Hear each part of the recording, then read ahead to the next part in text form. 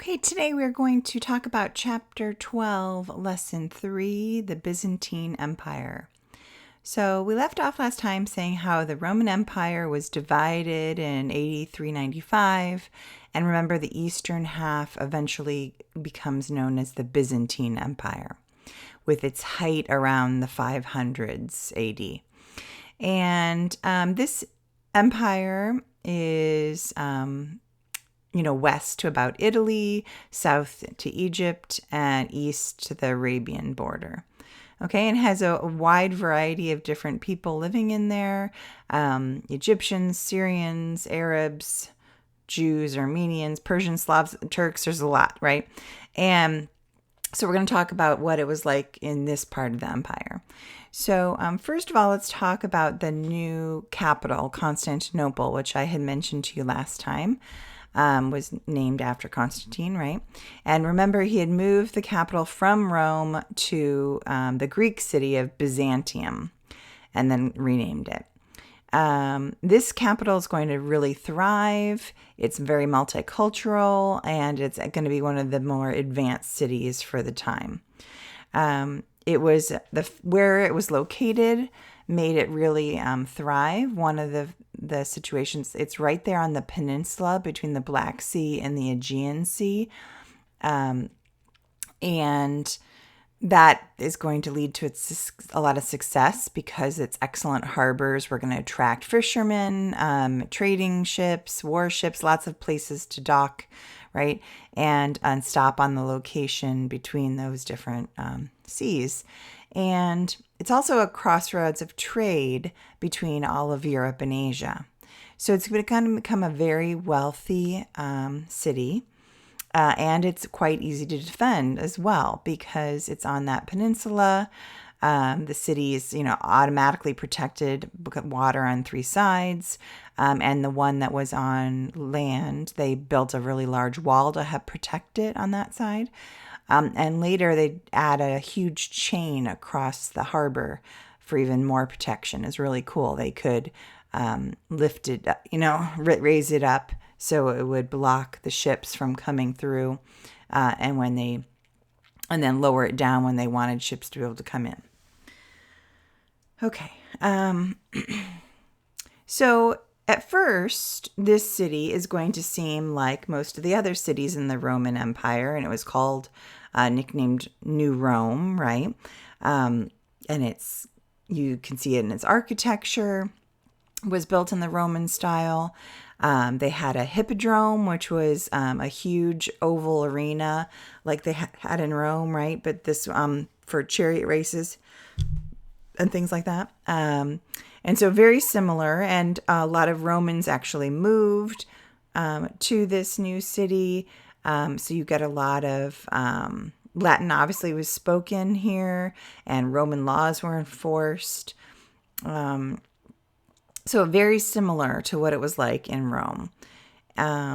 They also even gave, bread in circuses, right? Like the free shows to distract the poor. Very similar.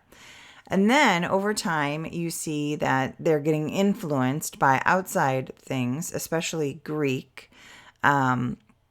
Most Byzantines spoke Greek, and they got more and more influence, so much so that eventually the leaders, the officials, and the emperor all started speaking Greek instead of Latin. And you see a lot of other influences too, eventually, from other cultures like Egyptians and Slavs, even the Persians. And so that's why the Byzantine has like kind of a different civilization, a different feel to it so you see the Roman influence, but then it develops over time with you see some Greek and other outside influences, okay? And this is going to become a majorly advanced civilization, this Byzantine civilization. They're going to pass on Greek culture and Roman laws and things that they're the ones who are really going to bring Christianity to Eastern Europe too. Okay, so let's talk about Justinian. He is probably the most famous Byzantine empire. Many historians think he's probably the best emperor. He ruled the empire at the height of its power. He was a really good general and a strong leader, and so he rules 527 to 565 AD. His wife is also pretty well known, and you can see there in that mosaic. That's Theodora, his wife. She was known as being beautiful and intelligent and really ambitious, and she actually helped Justinian kind of like pick the government officials, and she was pretty influential with him. She got him to give women a lot more legal rights. For instance, she wanted it that a wife could own land, right? So he changed the laws. Like, for instance, if you were a widow, she thought that you deserved to have the land, right? It would be in your name, and you could have an income to like protect your family, your kids. Previously, that wasn't the case, and so she'd have to get remarried to survive. So she got him to change that. There was one particular famous story about a crisis in 532 where the taxpayers were really angry and they were threatening the government, and his advisors told Justinian he should flee the city, and his wife said, no, you stay and fight, right? There's supposedly her advice was that she'd rather, die an empress than escape and live an outlaw, right? So he does decide to stay and fight, and his army does crush the rebels, and, it, solidifies his power. And so that was probably good advice. The other thing that Justinian's mostly known for is the Justinian Code. He had the code of laws organized and simplified, and it is the code that becomes like the basis for most legal systems in the Western world. So it's pretty famous. Let's talk about art and architecture. So this kind of look is very similar. This kind of reflects the Byzantine look. There was a lot of building during this time. The emperors would construct a lot of, churches and government buildings, and there's a lot of beautiful things made. One of the most famous is Hagia Sophia, which is a church that was very famous and a center for religion at the time. It's a big domed church. It's really beautifully decorated inside with marble walls and the inside, and a lot of gold and silver and a lot of mosaics. So I gave you an insert there of one of the mosaics on the walls of the church. A mosaic, if you don't know, is a picture that's made from small pieces that develop. If you look closely, right, they're small pieces, but then it develops into a good picture when you're back up. They're often glass or stone pieces. I absolutely love mosaics. I have a thing for them. At that time in history, mosaics were mostly religious, right? Christian saints or holy people. And then sometimes the emperors. And of course, nowadays, mosaics can be of anything. So this particular building is very famous. It's still standing in Istanbul today. You'll see there in the picture, you can see some Arabic writing, and that is because it was taken over and changed late at one point in history as a mosque, and then it now is neither. It's not one particular religion now, but it's a very famous place you can go and see.